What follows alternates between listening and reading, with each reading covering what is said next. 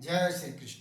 सर्वे भवन्तु सुखिनः, सर्वे सन्तु निरामयाः, सर्वे भद्राणि पश्यन्तु, माँ कश्चित् दुःखभाग् भवेत्। साथियों नमस्कार, मैं पंडित अनिल मिश्रा अपने YouTube चैनल में आप सभी दर्शकों का हार्दिक अभिनंदन करता हूँ, स्वागत करता हूँ।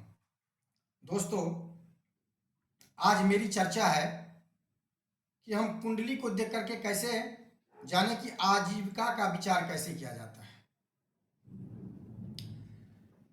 यानी कि जिस जातक जातिका का कुंडली है वह जीवन में नौकरी करके सफलता प्राप्त करेगा या फिर बिजनेस करके।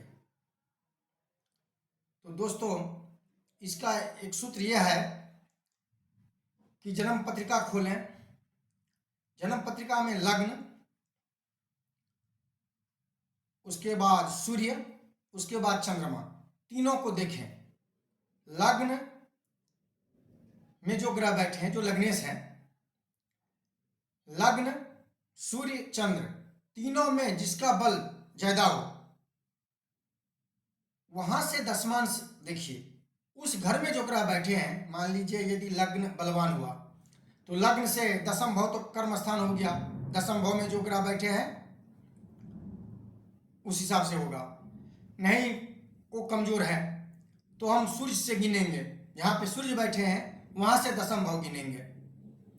उनका भी बलाबल हमको कम लगा तो हम फिर चंद्रमा से गिनेंगे। चंद्रमा से गिनने के बाद फिर दशम घर भाव में जाएंगे, वहां पे जो ग्रह बैठा है उनका बलाबल देखेंगे। तो ये तीनों में जो ग्रह ज्यादा बलवान होगा उस हिसाब से हम अपना कर्म पथ को चुनेंगे। और एक चीज है, तीसरा सूत्र यह है कि सम राशि में शुक्र और चंद्रमा बलवान होते हैं और विषम राशि में सभी ग्रह बलवान होते हैं। जैसे मान लीजिए विषम राशि में बुध हुआ, विषम राशि में बृहस्पति हुआ, विषम राशि में शनिदेव हुआ, राहु हुआ, केतु हुआ, यह सब बलवान होते हैं। तो इस हिसाब से हमको बल देखना है। जैसे दशम भाव में मान लीजिए मंगल बैठा है तो मंगल जो है वहां पे दिग्बली हो जाता है, दिशा का बल मिल जाता है। सूर्य वहां पे कारक हो जाता है।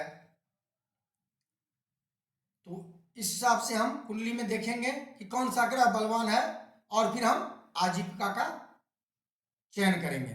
जय श्री कृष्ण। और एक सूत्र और है, वो है पॉइंट।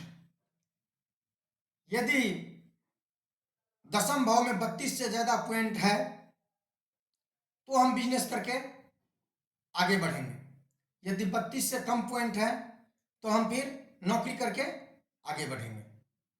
जय श्री कृष्ण।